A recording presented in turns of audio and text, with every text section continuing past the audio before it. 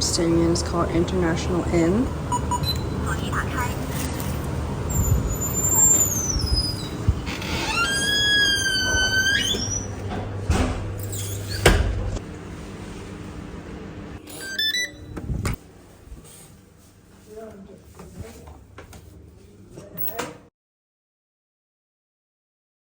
I wasn't kidding when I said that there's literally no space. Look at this, it's so narrow. Yeah, as soon as you step in, like, there's a mirror on the side. I have never stayed in a room this small. Hey, this is technically an ensuite room, even though I can't walk in here because it's so narrow, but small little sink here. This faucet here is like slightly loose, so every time you like turn it on, you have to like hold it in place. There's a mirror as well.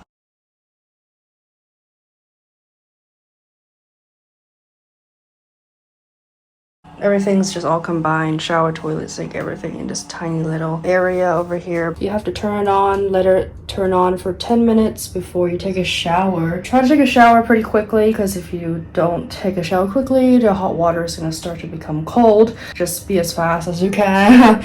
And so every time you shower, the floor gets wet and the toilet gets wet and the toilet seat gets wet, so that means that everything's wet. So tiny little space, okay, like the smallest. So, and every time you take a shower, you have to make sure that you move that toilet paper and like take it out of the bathroom. There's some hooks over here for whatever, but there's no like closet or anything. So there's like some hangers they give you, and there's like hooks there as well, but really not really a lot of space because my luggage doesn't really fully, like, you can't really like put your luggage anywhere, so you have to like put it underneath the bed like that.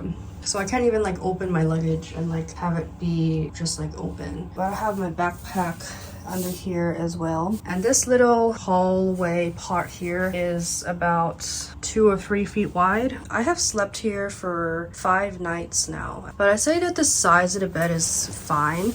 It's actually like a lot more space than a twin size bed, because this bed gives you like an extra foot of space than a twin size bed would. After sleeping here for 5 nights in this shoebox room, as people actually do call it, a shoebox room on the reviews and stuff, because it is quite small. It's not the worst thing in the world, although like I do actually sleep pretty well because the window here doesn't really open.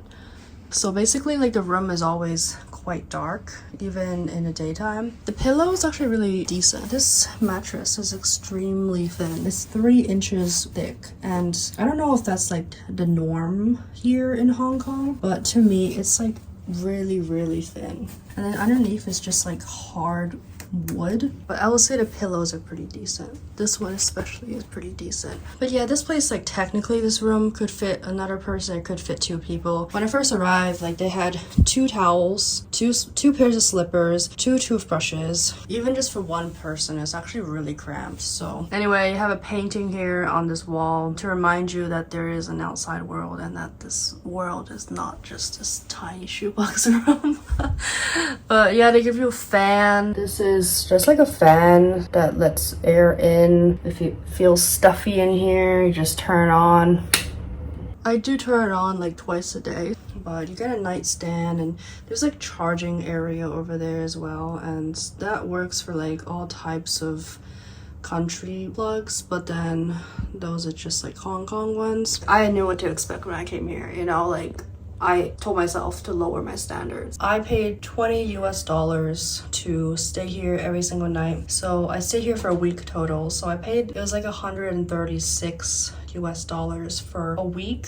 There's a TV, but I haven't even touched the remote at all. I don't really watch TV. I'm not gonna miss this room. And the window really, like, there is basically not really much of a window. I mean, it is a window, but you can't really open it because it's kind of blocked off like that. So but this is the 15th floor, and I thought the 15th floor was the highest.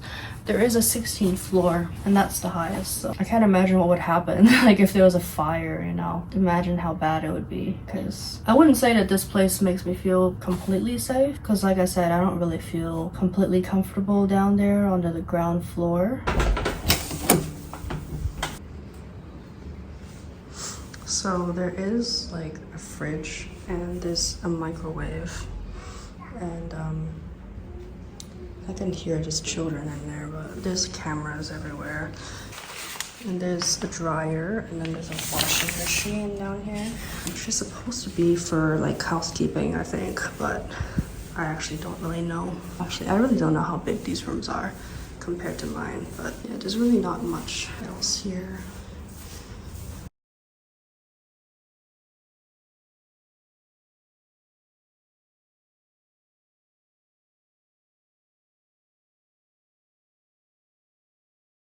Apparently, there's 5,000 people living in this building. How small these rooms are, it can fit a lot of people for sure.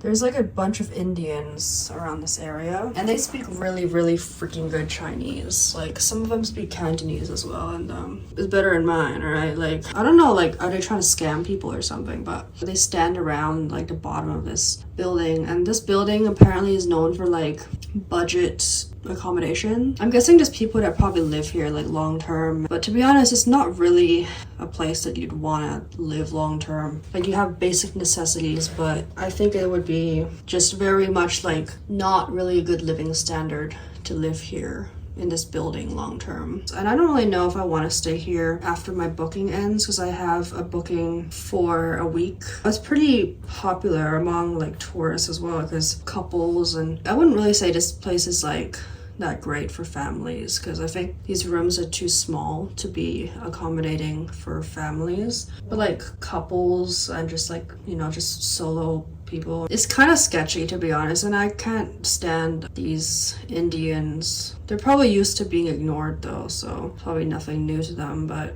I'm used to elevators that right on the outside of the elevator you'll see like the floor number, but here it's like you really can't really tell what floor you're on when you're not in the elevator. And so when you're like out on the floor trying to figure out like where the hell you are, you don't really know. So anyway, I ended up going back in the elevator, going all the way back down, and then going back up. If you're looking for luxury, don't come here, because you're gonna be really, really disappointed. And you can kind of smell like the aftermath of like a cigarette in here as well. No, it says no smoking up there, but like I usually don't spend a lot of time in this room except for when I'm like relaxing or sleeping. But yeah, usually like I try to stay not in this room all day. Tomorrow's my last night in this accommodation. You hear that noise is like the most annoying thing ever. I mean, I've gotten used to it now. But it's the door that lets the guests in, keeps opening and closing many, many, many times a day. So in the morning you'll hear it, but you get used to it after a while. But it is really annoying because it's just so loud. But yeah, because like this room here is the first room, like when you enter this part of the building. Yeah, here we go again. That sound is so annoying. This building has like plenty of different just budget hotels, and there's also like hostels here as well in this building. So this building just houses a lot of tourists and probably even like long-term residents as well. This is the suburb of Sim Sha Sui. Every time I come back to this accommodation, I don't really feel comfortable because I don't like being approached by all these Indians. They're trying to like give you something and like give you some kind of like maybe promotion to like go somewhere, and I don't even know, but it's just really frustrating. And so I honestly haven't even like walked past the elevator point of this building because I just feel so uncomfortable in this like down in the ground floor area. That's why I haven't even checked out this ground floor. Whenever I come back here, I'm just like trying to quickly go up the elevator as quickly as possible because I don't like the way I feel when I'm down there on the ground floor. It's just like a bunch of these like currency exchange stores.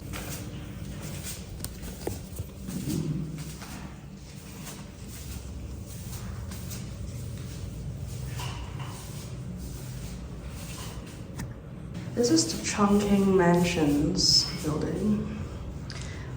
Currently on the 14th floor.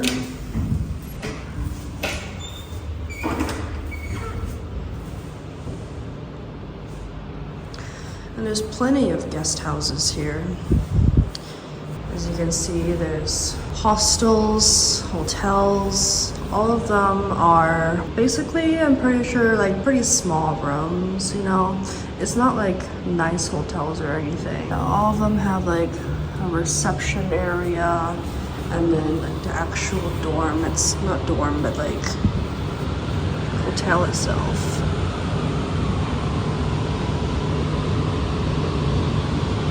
Yeah, I don't even want to look down there because I don't even have my glasses on, but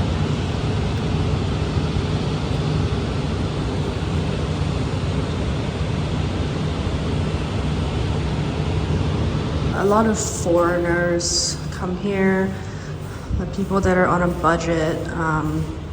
You know, people like travel with their family, with young kids actually come here as well. It's like I can hear children just like crying sometimes, but there's 2 elevators to this building. One of them is for the even floors and the other one is for the odd floors.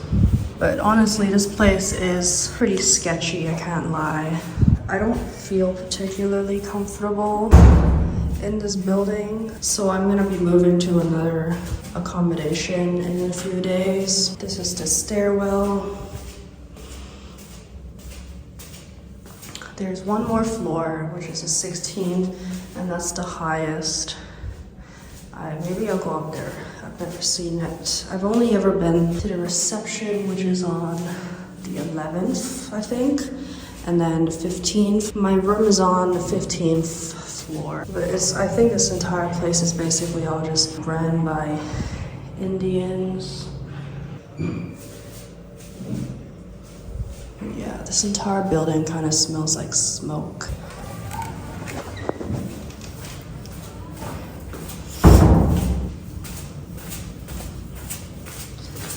And this is my level. I honestly don't even want to check out the rest of the levels because I'm just uncomfortable. I just don't feel safe. Yeah, but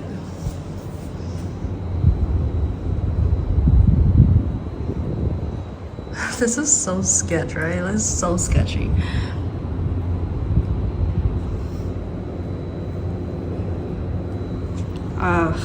I forget how high up I am. Like I said, variety of guest houses, different companies.